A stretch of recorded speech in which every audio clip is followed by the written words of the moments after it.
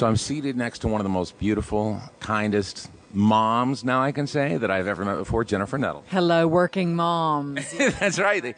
You know what? And you are I think, the patriarch of working moms. You seem to have it all. You're on top of the world these days. How about the matriarch of working moms? Even better. It's a big word that I don't understand.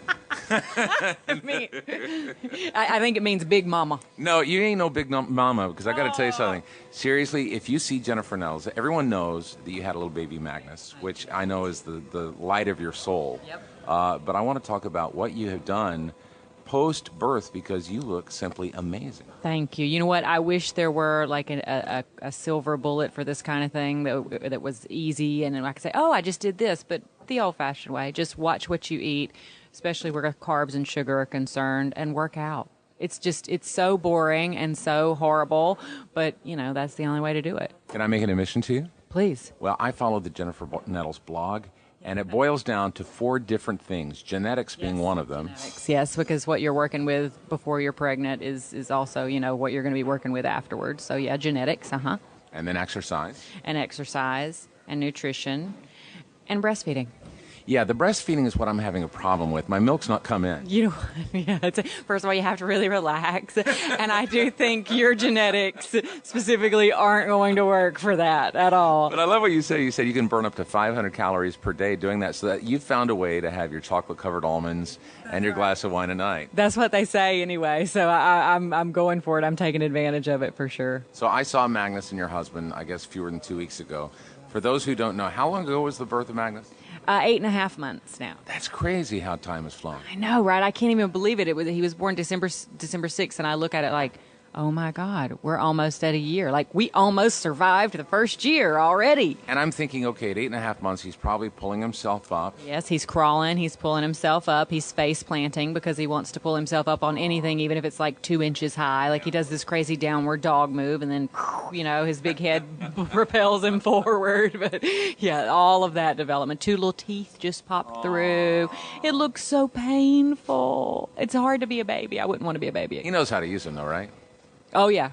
And he's also, speaking of nursing, oh, geez. But he also is learning, as far as eating little solid things, little baby cereal things he can eat and, gum up and enjoy. So. Well, I'm so excited about this new project from Jennifer, which is a solo project. And the first single, the first taste we're getting of it is called That Girl. And this is one that, can I go out on a limb? All right. I love Dolly Parton. I think Dolly's great. And she has this song called Jolene, which talks about, please, it's a very painful song if you've ever been that other woman. Not that I have, because I'm not. But, am I wrong that girl almost seems if it could potentially be like an extension of that in a way? I mean, not an extension, but like almost a version of... You don't want to be that girl. Yeah, no, it absolutely is, and you're right on the nose. As a matter of fact, even in the song, it says, there's a little snippet in there where it says, he didn't call for me, he didn't say Jolene, when she's realizing that there's someone else in the picture. And it's not her being Jolene, that there's someone else. But yeah, no, it absolutely is. As I was writing it, I wrote the song with Butch Walker out of Atlanta, and he and I have known each other for years.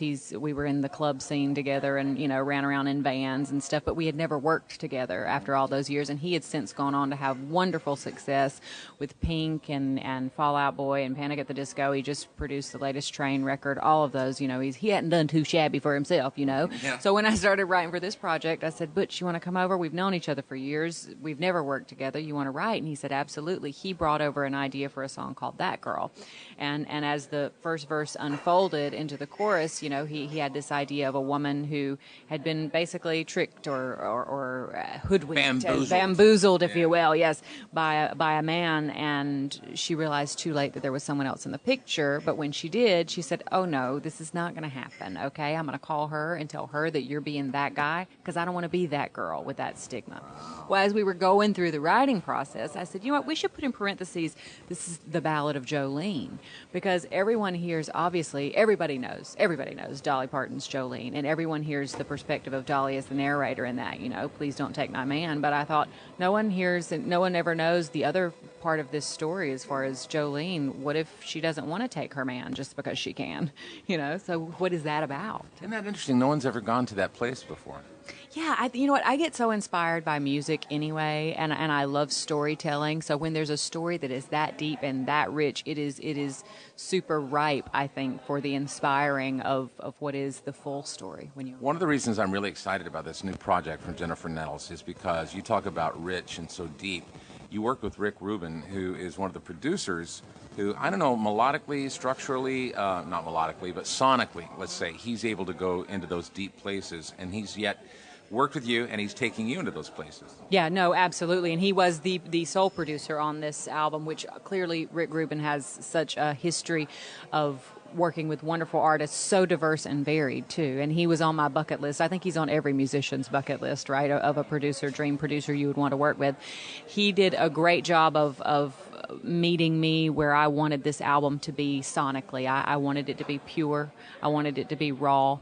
I didn't want it to be very slick, and I didn't want it to be a big wall of sound coming at you with 45 doubled guitars and a big wall of sound. I wanted it to have breath and to have space in it and nuance, and that to me is the kind of music that I feel is most emotional and that I enjoy listening to. I mean, I enjoy all kinds, but that to me is what resonates with me the most authentically. So he went there, and we went there together, and really he chose excellent musicians to play on this record, and the guidance and direction that he gave us all throughout it, because as a songwriter, I just handed him songs that were just my vocal and one instrument, and he then took them along with obviously the players in the session. They took them and created something, some of them way different than I would have ever envisioned, and specifically those that were different I feel are way better than I had envisioned. I can't even imagine what that must be like to hand. It's almost like handing over a child of yours and then having them give it back to you, and it has a developed personality. It is vulnerable. That's for sure, because there were a couple of times where I was, and I went into it as an active, I wanted to be aware in this process and actively trust. So there were times where we were going through the process and I'd be in the sound booth singing and it would be going in a direction and I would be thinking, oh God, this is not what I thought. This is not where I thought it would go. This is not sounding like I thought it would sound.